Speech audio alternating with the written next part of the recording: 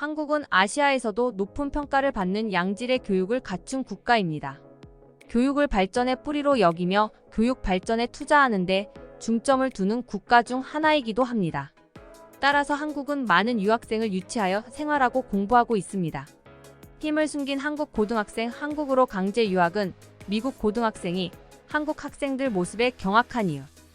여기 한국으로 강제 유학을 오게 되었다는 망난이 미국 고등학생이 있습니다. 그러나 그는 한국에 와서도 정신을 차리지 못하고 끝까지 문제를 일으켰다고 하는데요. 그런데 그때 이 외국인 학생을 유심히 지켜보던 한국인 고등학생이 그에게 접근했고 이내 충격적인 제안을 한 이후 이 망난이 미국 학생의 인생은 완전히 바뀌어 버렸다고 하는데요. 그렇다면 이 외국인이 한국에서 대체 무슨 경험을 했던 것일까요? 안녕하세요. 저는 미국 출신의 제이크라고 합니다. 솔직히 말하겠습니다. 저는 동양인을 정말 지독히도 싫어합니다. 아니, 싫어했다고 표현하는 게 정확할 것 같네요.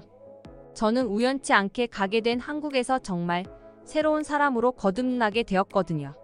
일단 제가 동양인을 그렇게나 싫어했던 이유는 바로 아버지 때문입니다. 제가 중학생 때 사업 가셨던 아버지는 믿었던 중국인 동료에게 크게 사기를 당하고 말았거든요. 아버지는 돈도 돈이지만 수십 년을 알고 지낸 친구에게 배신당했다는 사실에 심신이 피폐해지셨고 저는 그렇게 커 보였던 아버지가 점점 무너져 내리는 모습을 보고 참을 수가 없었습니다. 그 뒤로 저는 정체 모를 반사회적 기질이 생겨 학교에서도 늘 문제아였고 또래에 비해 체격이 월등히 큰 저를 막을 수 있는 친구들은 아무도 없었죠. 저는 학급 친구들, 특히나 동양인 친구들을 괴롭히곤 했는데요. 그리고 급기야 고등학생 때는 무허가 총기를 소지하다가 아버지에게 걸린 이후 저는 학교도 못 가고 꼼짝없이 집에만 갇혀 살게 되었습니다. 그런데 얼마 후 부모님께서는 제게 한국으로의 단기 국제유학이라는 다소 뜬금없는 결정을 내리시는 거 아니겠어요? 이건 특수 목적으로 한국 고등학교에 일정 기간 동안 다닐 수 있는 제도였는데요. 고등학교 교사셨던 어머니는 한국계 학생들이 유난히 예의 바르고 모범적이라며 제가 한국에서 겸손과 예절을 배워온다면 더 이상 말썽을 부리지 않을 거라고 말씀하시더라고요. 아니, 지금 동양인에게 사기를 당해놓고도 한국으로 가라니 저는 이런 이해할 수 없는 처분에 화가 나서 누나를 불아렸습니다. 그 당시 저는 한국이나 중국이나 똑같은 나라라고 생각했거든요. 그러나 제가 할 수 있는 건 아무것도 없었고 그렇게 강제로 한국에 보내지게 되었습니다. 그리고 저는 한국에 도착하자마자 정말 깜짝 놀라고 말았죠. 한국인들은 미국에서 보이던 동양인들과는 완전히 다른 특징을 가지고 있었거든요. 일단 미국에서 살고 있는 동양인들은 중국계가 대다수를 차지하고 있는데요. 그래서 저는 거의 중국인들만 보다 보니 자연스레 동양인은 키도 작고 왜소하며 촌스러운 스타일을 자랑할 거라고 지레짐작했거든요. 그런데 웬걸? 한국인들은 키와 체격이 웬만한 미국인들보다 컸고 심지어 저와 비슷한 또래처럼 보이는데도 저보다 훨씬 키가 큰 사람들도 상당히 많았어요. 그리고 외모도 서양인도 동양인도 아닌 뭔가 서구화된 동양인처럼 보이는 매력을 가지고 있더라고요. 저는 지금 유럽의 다른 공항에 잘 못 도착했나 싶어 어리둥절했을 정도로 한국인들의 첫인상은 정말 충격적이었어요. 그렇게 저는 놀란 마음을 진정시키고 공항버스 터미널로 향했습니다. 그리고 한국의 버스를 탑승한 그 순간 저는 뭔가 신세계에 온 것 같은 기분을 느낄 수 있었죠. 왜냐하면 버스에는 무료로 전기 충전을 할 수 있는 콘센트부터 해서 1인용 쿠션 좌석과 개인 공간을 만들 수 있는 커튼까지 존재했거든요. 심지어 버스 앞에는 생수와 수면 안대, 이어 플러그까지 제공되고 있었기에 저는 이런 움직이는 호텔에 탑승한 지 3분 만에 깊은 잠에 빠져들고 말았습니다. 미국 버스는 한정된 공간으로 최대한의 이윤을 내기 위해 닭장같이 촘촘한 좌석을 구비해두기 때문에 매분 매초 예민해진 승객들 간의 주먹다짐이 벌어지는 것을 확인할 수 있는데요. 하지만 한국은 차원이 다른 대중교통 인프라를 가지고 있는 듯 보였습니다. 덕분에 저는 긴 비행으로 인한 피로를 완전히 회복한 채 버스에서 내릴 수 있었죠. 그리고 저는 하숙집으로 이동하면서도 한국의 여러 선진적인 면모에 감탄할 수밖에 없었는데요. 왜냐하면 한국의 길은 정말로 지도에서 보이는 대로 똑같이 구성되어 있었거든요. 아니, 저는 지도를 보지 않고도 손쉽게 길을 찾을 수 있었습니다. 한국에서는 그저 초라해 보이는 골목길마저도 도로명과 번지수 표시가 잘 되어 있었고 애초에 도시계획 자체를 매우 과학적으로 했는지 길이 막힌 곳 없이 전부 뚫려 있었어요. 따라서 저는 초행길임에도 손쉽게 하숙집으로 찾아갈 수 있었죠. 사실 이건 미국에서는 절대로 기대할 수 없는 모습이기에 저는 약간의 황당한 감정이 들기도 했습니다. 미국에는 노숙인 텐트촌, 무허가 건물 등이 너무나도 많아서 지도대로 갈 수 없고 이러한 치안 문제 때문에 한 블록만 가로지르면 되는 길을 30분 동안 빔 돌아서 가야 하는 경우가 많죠. 또한 도대체 길을 어떻게 설계한 건지 애초부터 지도와는 다르게 길이 만들어져 있어서 뜬금없이 막혀있는 곳도 상당히 많은데요. 그래서 메인 건물을 중심으로 알아서 융통성 있게 길을 찾아야 합니다. 그러나 어떻게 한국은 가는 길마다 깨끗하고 잘 정비된 길밖에 없는 것인지 저는 한국이라는 나라의 세련된 면모에 약간의 설레는 감정마저 느꼈죠. 저는 이때까지만 해도 곧이어 제게 닥쳐올 엄청난 위기를 전혀 모르고 있었습니다. 제가 비로소 하숙집에 도착해서야 저는 한국 고등학교 입학에 필요한 모든 수속 자료가 든 백팩을 공항버스 터미널에 그냥 놓고 와버렸다는 사실을 깨닫게 되었거든요. 이건 정말 큰일이었어요.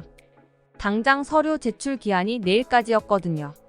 저는 한국에 온 것을 탐탁지 않게 생각하고 있었지만 그렇다고 해서 패잔병처럼 약속을 지키지도 못한 채 가족들에게 돌아가고 싶지는 않았기에 절망에 빠질 수밖에 없었습니다. 그런데 이런 제 문제를 유심히 듣던 하숙집 아주머니께서는 제가 왜 침울한지 이해조차 못하겠다는 표정을 짓더니 가방이야 다시 찾으면 되지 않냐는 황당한 소리를 해오는 거 아니겠어요?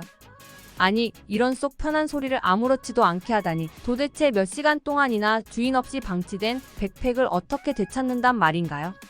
백팩 안에는 각종 고가의 디지털 기기들이 들어있었고 미국에서는 메고 있는 백팩도 칼로 찢어서 내용물을 빼가는 판국이므로 저는 당연히 백팩을 되찾을 수 있을 거라는 생각은 전혀 하지 않고 있었어요. 그런데 아주머니께서는 당연하다는 듯 어디론가 전화를 걸더니 이내 3시간 뒤에 제가 내렸던 버스 터미널로 가면 백팩을 되찾을 수 있다는 도무지 말이 안 되는 소리를 해오는 거 아니겠어요? 저는 지금 아주머니가 제대로 된 영어를 구사하고 있는 게 맞나 싶은 생각이 들었고 어쩌면 아주머니는 저를 놀리고 있는 것일 수도 있겠다고 생각했어요. 하지만 3시간 뒤 아주머니는 정말로 저를 버스 터미널까지 차로 태워다 주셨고 저는 터미널 직원에게 제 백팩을 되돌려 받을 수 있었습니다. 저는 이런 말도 안 되는 상황에 아주머니께 이게 대체 어떻게 된 상황인 건지 다급하게 물어봤습니다. 그러자 아주머니께서는 한국인들은 무슨 일이 있어도 남의 물건에 손대지 않는다는 말씀을 하시더니 한국은 버스터미널끼리의 연계 시스템이 잘 되어 있어서 터미널에서 다른 터미널로 짐을 무료로 배달해주는 인프라까지 조성되어 있다는 도저히 믿기지 않는 이야기를 해오더라고요. 그래서 인천공항 터미널 측은 터미널 대기실에 덩그러니 놓여있는 제 가방을 발견하고 이러한 터미널 배달 시스템을 통해 제 가방을 안전하게 보내준 것입니다. 저는 한국인들의 수준 높은 시민의식에 감탄하는 한편 단 하루도 안 되어 짐을 배달해주는 한국의 놀라운 인프라를 보니 기본적인 택배 배송도 최소 한 달은 걸리는 미국의 처참한 상황이 떠올라 그저 넋이 나갈 뿐이었습니다.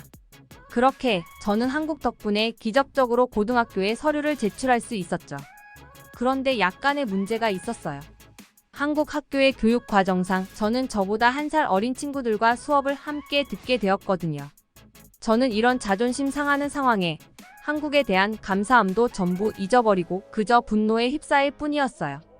지금 생각하면 정말 유치하고 부끄러운 생각이지만 미국의 고등학교에서 저는 남들보다 덩치도 컸고 선생님조차 제 말을 감히 거스를 수 없었는데요. 그리고 저는 권총 사격 경험까지 있기에 세상에 제가 두려울 건 아무것도 없었죠. 하지만 미국에서와는 달리 저는 한국에서 이러한 내면의 분노를 밖으로 표출할 수가 없었습니다. 왜냐하면 한국 학생들은 이게 고등학생인지 성인인지 모를 정도로 대부분이 저보다 체격 조건이 좋았거든요. 심지어 한국은 엄격한 총기 규제 국가이기에 저는 맨 주먹으로는 당최 이들을 제압할 수가 없을 것 같았습니다. 이들의 키와 체격은 동양인의 한계를 넘어선 무언가였다고요. 아무튼 저는 스스로를 총까지 쏴본 위험한 놈이라고 자기 체면을 걸고 한국인들은 마음만 먹으면 손쉽게 제압할 수 있다며 정신 승리를 하는 한편 비겁하게도 저희 반 담임 선생님인 우진 선생님에게 화살을 돌렸습니다. 우진 선생님은 꽤 만만해 보이는 중년의 아저씨였고 제가 선생님을 제압하는 모습을 보인다면 다른 학생들도 저를 존경할 거라는 유치한 생각이 들었거든요. 그래서 저는 저를 잘 챙겨주시려는 선생님께 늘 툴툴대기 일쑤였죠. 하지만 선생님은 그럴 때마다 환한 미소로 저를 달래주셨고 망나니였던 저는 선생님이 남자답지 못하게 비굴한 웃음을 보인다고 생각했습니다. 심지어 저는 선생님께 슬쩍 발을 걸어 넘어뜨리기까지 했는데 선생님은 그런 위험한 장난은 하면 안 된다며 제 어깨를 토닥여 주실 뿐 아무런 질책도 하지 않더라고요. 그래서 저는 그런 바보 같은 선생님을 계속해서 무시할 뿐이었죠. 그러다 저는 학교에서 수학여행으로 베트남을 간다길래 함께하게 되었습니다. 그러나 생각지도 못한 문제가 발생하고 말았죠. 왜냐하면 저희가 묵기로 한 숙소 근처에 야생곰이 출몰했다는 경보가 울렸기 때문입니다. 저희는 곰 때문에 모든 일정을 취소하고 숙소에서 대기하게 되었죠.